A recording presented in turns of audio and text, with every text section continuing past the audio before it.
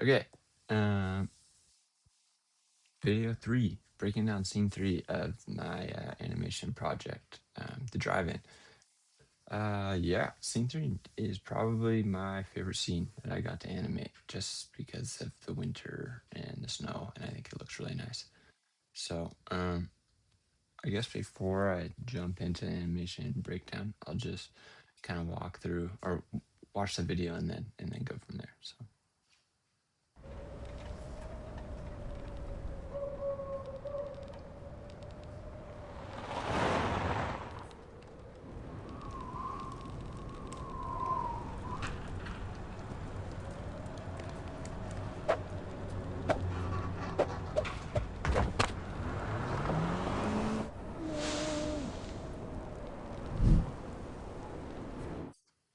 Cool.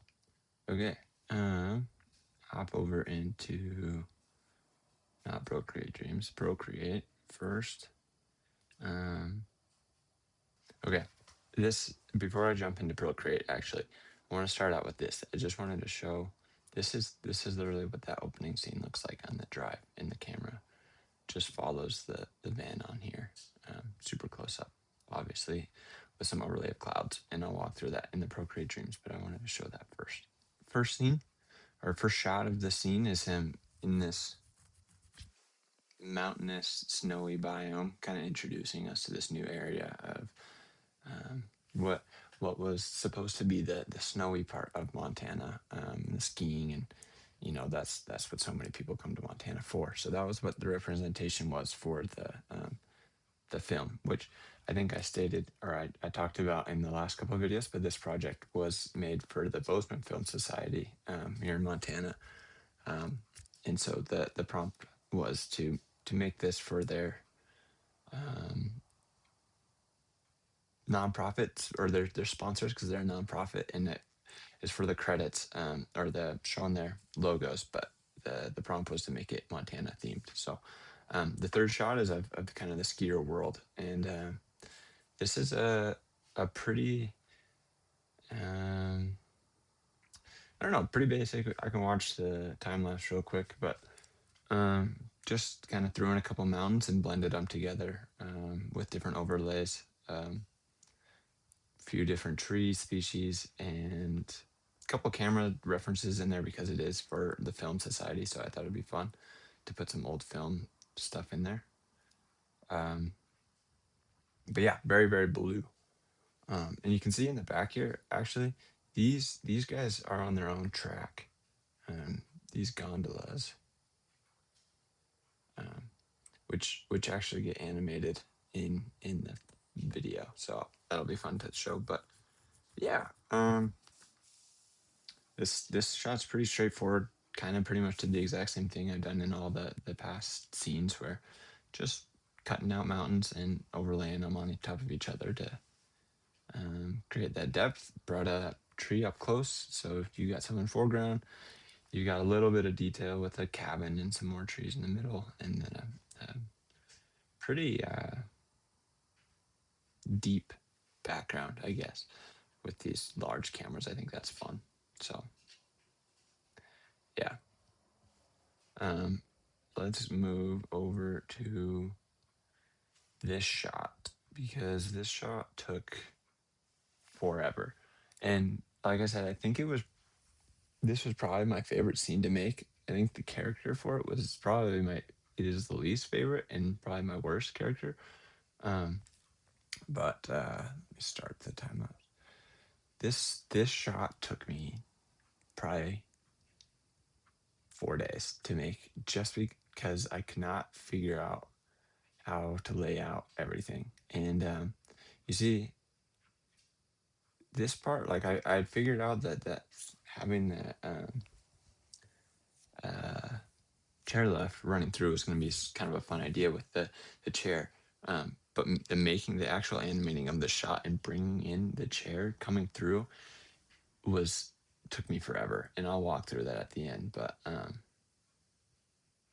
yeah, and kind of a funny thing, you can see when I cut this mountain out, I totally forgot this like back area. Something I realized at the end. But once again, simple layout. I mean, just a foreground, middle, and background. Um, but this is actually this this middle area. Let me highlight it really quick. Um, this area, this is actually the local ski hill in Bozeman, Bridger Bowl. So that's kind of a fun little deal. But and then all of these houses are just cutouts. They're the exact same house, and I just changed the hue. Um, like if you go into this guy over here real quick,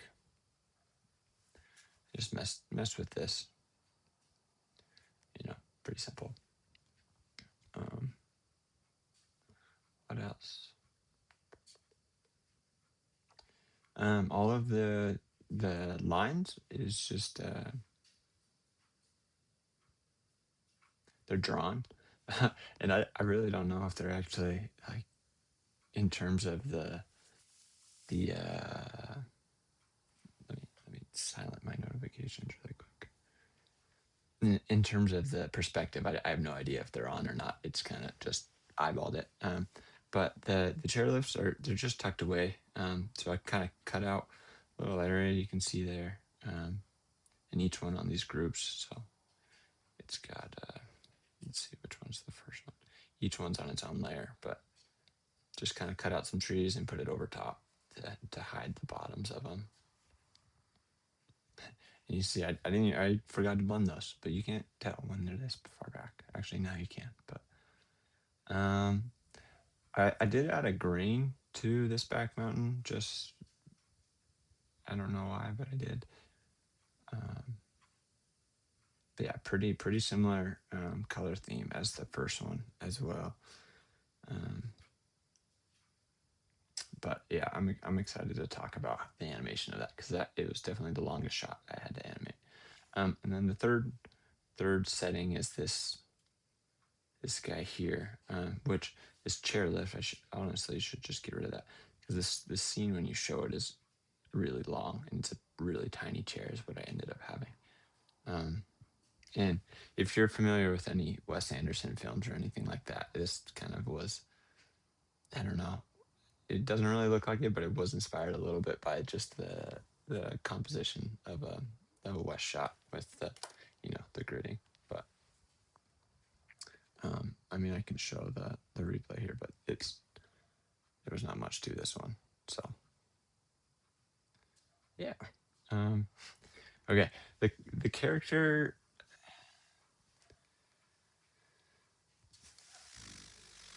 sucked on this one. It's all right, and it is kind of fun, but it's not my favorite, and it looks really janky. I have no idea why I added a bird here. I think it was just to add some type of pop of color, but the face is so squished, and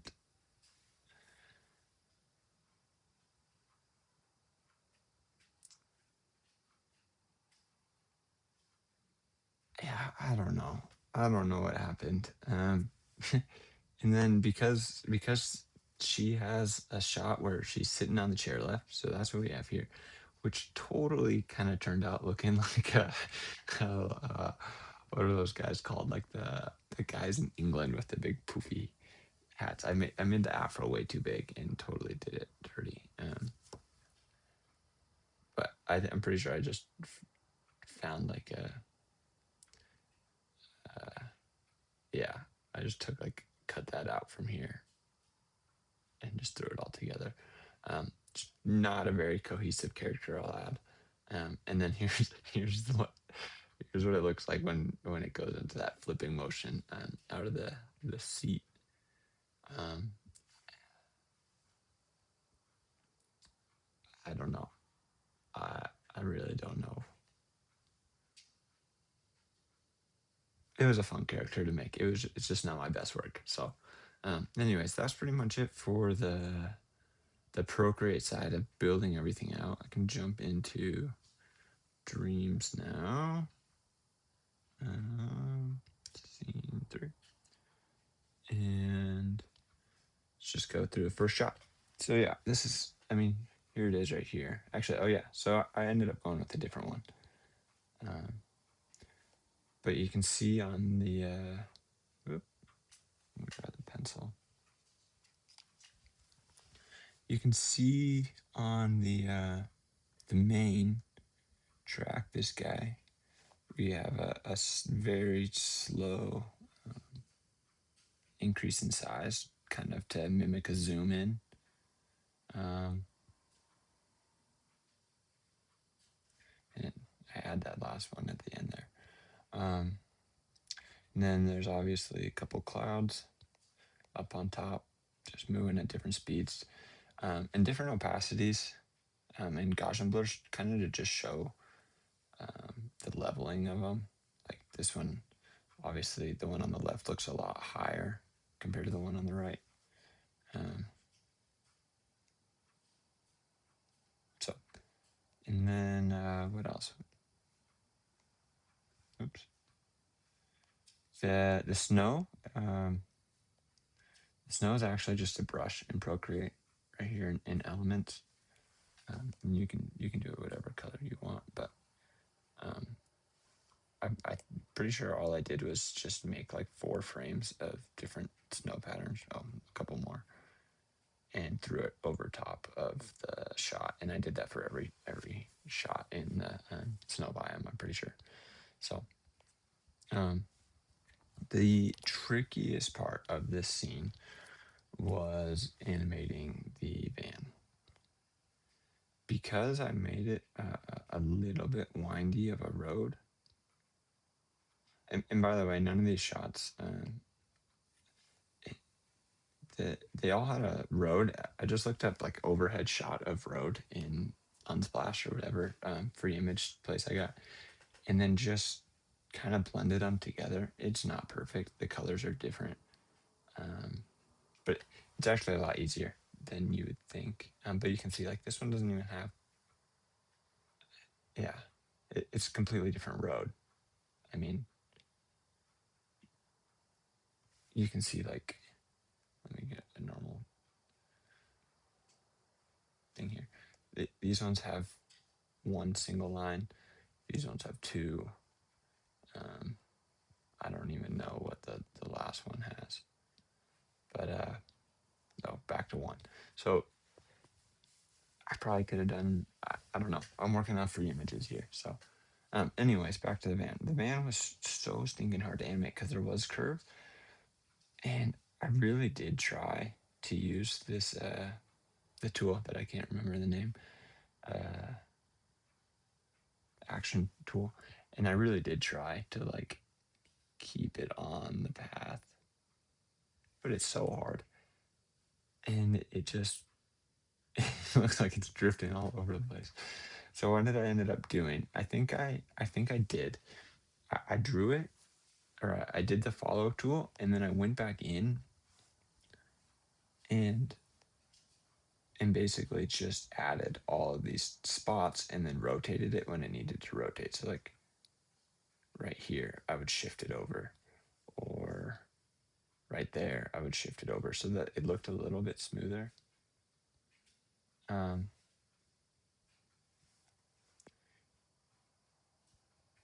Okay, obviously that didn't make the cut. But I think overall I did a pretty good job just keeping it on the path.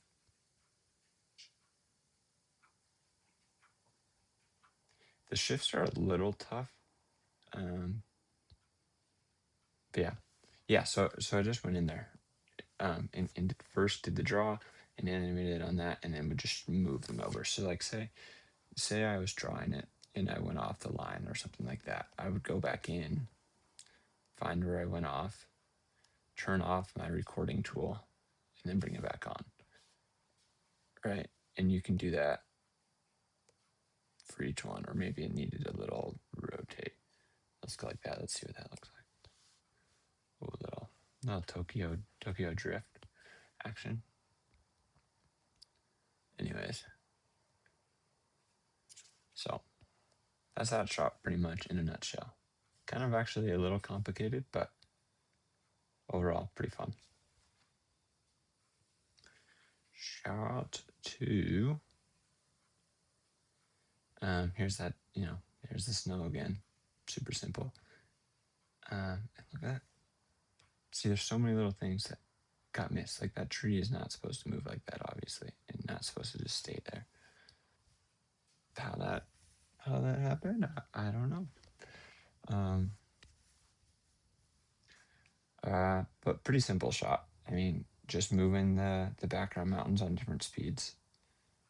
The further back, the lower I moved it, or the less I moved it, and the closer. Yeah, I honestly don't know if that's how it works in real life. But that's what I did for almost every shot, and I think it looks good. I think it looks right. So closer something is, the more you move it, the further back it is, the less. And then here's those gondolas moving up. Also kind of fun. Just a little addition there. And I think I've talked about it in every video, but for the van, I just would make its own group, and that top layer would get from point A to point B. So this one was just moving it on the X4000. And then the bottom layer would have a bunch of rotation bumps. So I would just use that perform tool and just, whoop, don't do that. I would take the curve and just rotate it along like this, however, small or little I wanted to. And then inside that group is where the characters would sit. So you can see him in there. He's got a steering wheel and kind of just shaking their heads back and forth as the bump. Extreme, I guess. And then I also added a little bit of snow particles coming out of the tires while the tires rotated. So a lot going on in that little van shot, but it works. You can mess up, and as long as there's movement going on, I think it shows, because it is a collage, so it's not supposed to look perfect. But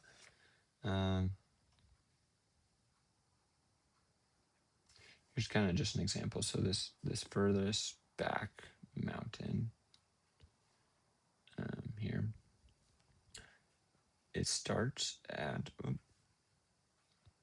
0 and goes to -150. Now, if I look at like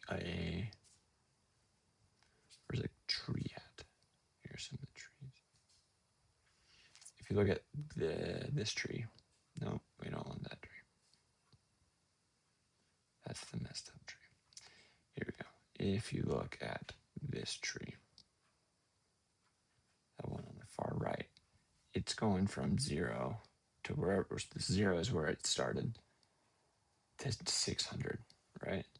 So it's moving way quicker at its speed, and that's because, like, if you were looking at something passing by and you're slightly following, you would see, it's like when you're driving and the fence that's super close to you is going super quick, and then the mountains stay, but they're also barely moving, right? I don't know the actual word for that, but okay. Here we go. I'm just gonna go into this one that it's broken up into 2 shots of the van pulling and this one. I don't think I need to show the van pulling in, because I've already kind of talked about the dynamics of that. But this is the shot where the trainer comes in. It is probably the most complex shot. I don't know. It was the hardest one for me to figure out how to do. And I still don't know if I did it quite perfect. And I'm sure there are so many better ways for me to have done it. But here's what I did. So you can see, yeah, there's a lot going on, and I messed up big time. First thing I should have done, I should have treated it like the van, and I should have made it a group. The person, the character, and the chair on the same group. The problem was I made the characters after I had made all the scenes and the movement, so I didn't have the character when I animated the chair, and there was no, to my knowledge, there was no way to put that character in the same animation of the chair. So I had to go back in and animate the character frame by frame with the chair's movements. And that was after the chair was animated frame by frame. So originally I tried using the record tool and having it super scaled up when it started, and then when it came in, coming down to a close, and then adding a group and rotating it with that. The problem was I couldn't stay on the curve of the path, and it just didn't look realistic because it had to go down and kind of swoop. So what I ended up doing was making it super blurry, super large in the beginning, and then bringing it and just changing that Gaussian blur each time, the opacity, so when it's coming in, you can kind of see through it, almost as if it's passing right by the camera, and it's like when your fingers, super close. Okay, that's not working. Where it goes, like, it gets all blurry, right? So the further away, the more in focus it gets. But you can just see, like, I'm not even on the track. It goes so fast that you don't notice.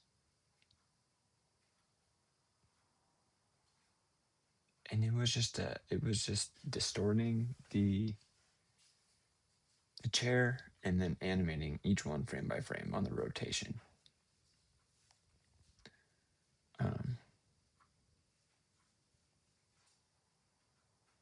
So as it got away further, it got smaller. But see, like, even this, it kind of looks like it just darts, and I might have made it too small too quick. And the overshot of the rotation here is way too much. That was just kind of comedical, but yeah. So, anyways, in a nutshell, if you're going to do something like this, make sure they are in groups, because then you can just do. You don't even have to have two elements when you make a group. You can just group a single thing, and if you do that twice, you can group, and you can have the first one on a rotation scale, the second one on a shrink and grow, and then another one on the X and Y movement, and it makes life so much easier. Anyways, enough about that. When we get here, we've got this chair sitting character, and when it goes to hop, it just automatically switches to our spinning flight character. Does a couple spin arounds and ends up in the vehicle. Boom. And when we get into the vehicle, it cuts to that side profile. So then the car takes off. Where's the van? The van does a little bit of anticipation, scooting back, blows up some snow, and shoots off. And all the characters fly back, which is kind of fun. So I also animated just a little bit of smoke for the chimneys of these, but super easy there.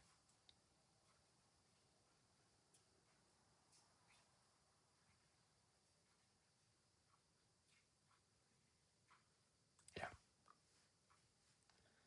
Again, I think that's all that needs to be talked about now. But yeah, using Gaussian blur as like a camera effect was a big learning thing for me, for sure. And then the west shot here with our character floating across the screen. Pretty simple.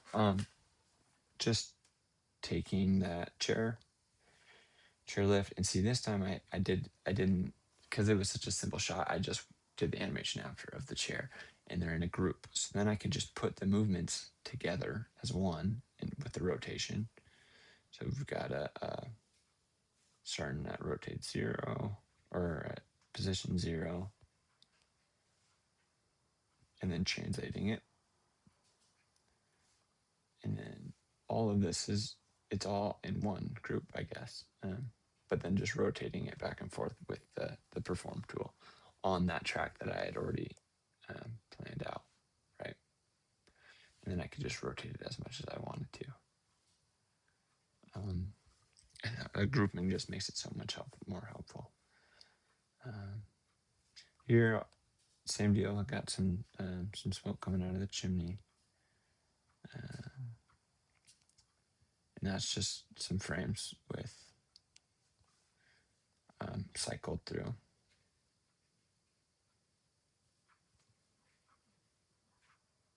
Kind of fun, but pretty low action shot for sure. So,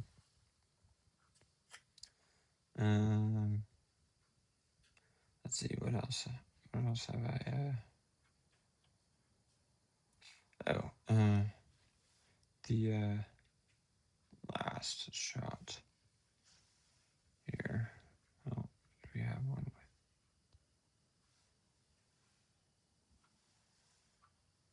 It must have turned off. Oh yeah, here we go. Okay, so this was for the presenting sponsors. That's what they call them, just a sponsor tier. So that was just to reveal their title card. But this is kind of a fun shot. Just have some clouds in the background moving slowly, and just flip in the car. And as the car, as the van, sorry, passes through, just revealing the letters. And so, kind of funny, funny, what would you call it? Director's note, and some water. Anyways, funny director's note. There's this steering wheel with his hand, because it was animated with the characters, the rotating. So like their heads here, right? Are kind of getting thrown around. I animated that, but I had the steering wheel hand with the characters, and so when I rotated it, that steering wheel's on a way different anchor point. And so after I had turned it in, I found that this hand is in so many shots all over the place, and it's subtle and you can't really see it, but now that I've noticed it in so many shots. Anyways, yeah, it just flips through it and reveals those clouds, and then do a big zoom of the whole group. But um,